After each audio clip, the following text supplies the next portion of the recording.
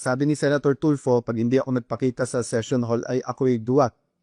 Ang kaduwagan po ay nanuugat yan sa ano ba ang purpose at trabaho mo. Pero ang reality is, because nandiyan kayo, because you have a strong voice, use it for the good of the country. There are also issues facing you. Na-shock din ako nung sinabi yan, you lost that right when may nag-state. Okay, first of all, it's not Alan's right or the Senate President's right. It is the right of the Senate of the Philippines. The Senate of the Philippines is different from the 24 senators and the SP. I never claimed to be the Senate.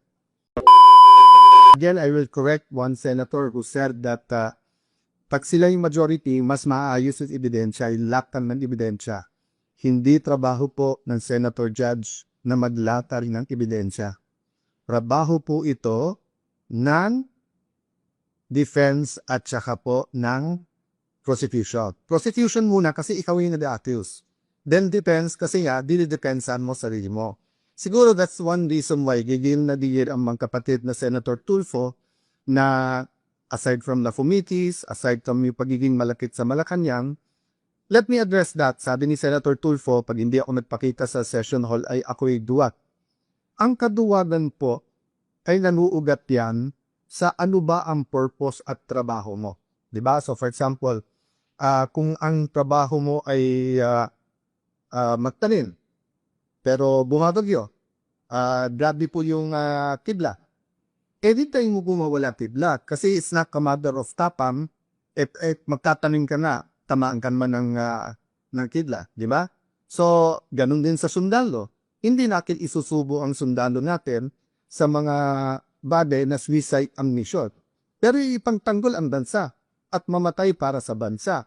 Hindi lang sundalo, dapat pati kayong mga senador. So, yung hamon mo, magpakita ako kung hindi tiduwat. Para po rin sinabi ang bawat senator, ikaw, maging independent ka o hindi, duwag ka. You know, this is not a radio or TV program. This is not entertainment. This is the Senate of the Philippines. So we have to be more professional. Kung hindi ka lang Tulfo at kung hindi lang Tulfo si kapatid mong si Erwin, sinumbong ko lang kayo kay Tulfo Diba? Pero ang reality is, because nandiyan kayo, because you have a strong voice, use it for the good of the country. There are also issues facing you. So you asked Joel Villanueva, you asked Jinggoy Estrada, you asked Chis Escudero to face it squarely. So face the issues also squarely. Wag yung itigilan natin yung Blue Ribbon na committee and then gagawin natin personal yung lahat ng issues. There are issues facing all of us. Pati ba naman Senator Tulfo, lahat na nung pinapay, binintan nyo sa amin. Nung panahon ni President Duterte, kampi kayo sa drug war. Ngayon naman, balikta. Tapos lahat ng pinatay, sinisin nyo. So, pati ba naman internet at saka aircon, sa akin nyo pa rin sinisik. O baka murder pa yung kaso na yan, ha? Murder kasi pinatay ang wifi at yung kuryente. Nakita ko na po ang report, yung po palang master yung pong centralized aircon, yung master switch or yung sa kuryente, nasa GSI gas yun at may nag-trip ng wire. Kaya around 6 o'clock, nagkaroon talaga ng problema sa aircon. So, hindi po namin gagawin sa inyo. I've always treated you well, whether I'm close to you or not, whether you're in the minority, majority, and I will continue to treat all of you well. But kayo ang namimersonal, because kami, it has been one issue after the other, di ba? Hindi kami ang nagpakasok sa NBI sa Senado, yung May 11. Hindi rin kami ang kumuha ng NBI na fully armado na pinaikutan ang Senado tapos pumasok pa sa Senado noong May 13. Hindi rin kami ang nag-walk out. So you keep saying fresh start. Every Senate President that I've served under, whether I was the majority leader or minority leader, whether I was in the leadership or was just a simple follower, I gave them a chance. So let me ask the 11 majority who's asking me to resign up.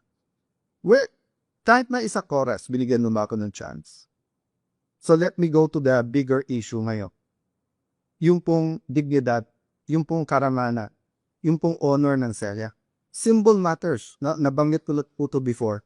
Why do we get angry pag bilastos ang ating flag? Bakit pagka hindi tumayo pagka kumanta tayo ng lupang hiniram, ba't natin sinasabihan ng ang tapo?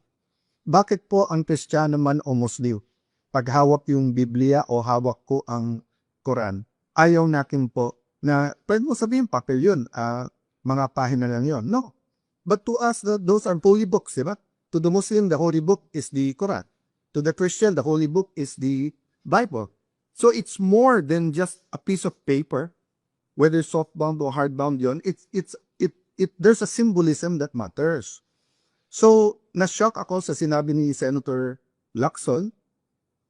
Na-shock ako dahil yung laming isa walang comment sa statement ni Secretary Remulla.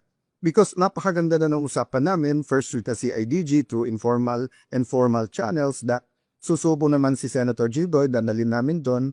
And then afterwards sa labas, then nung dumating si Secretary Remulla, sabi niya, sige, kasi nga yung pamilya medyo, they didn't huddle kasi nga medyo emotional na.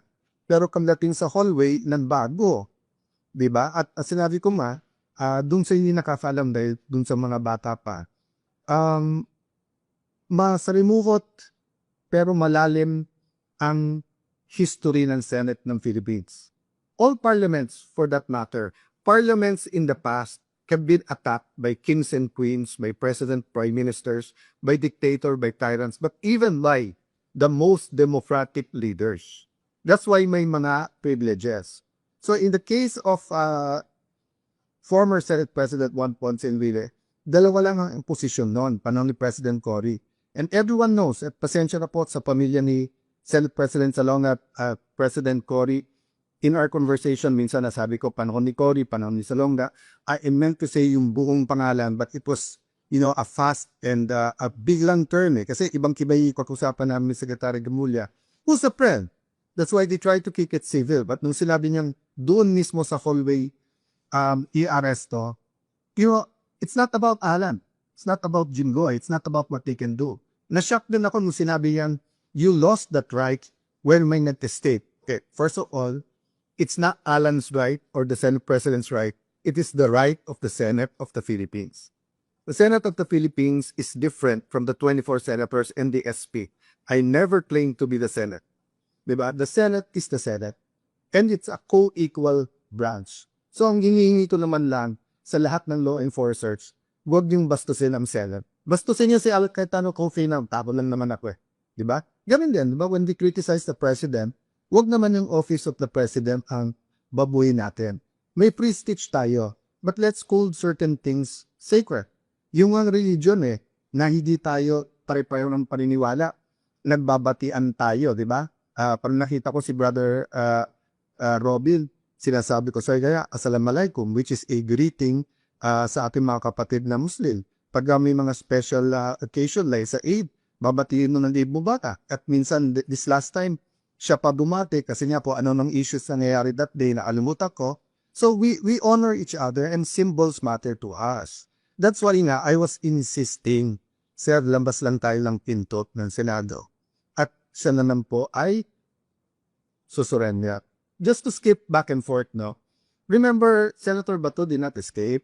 Mismong si Secretary Remulla said that day, wala silang hawak na warrant at hindi naman sila nandun para arrestin siya. So he's free to go.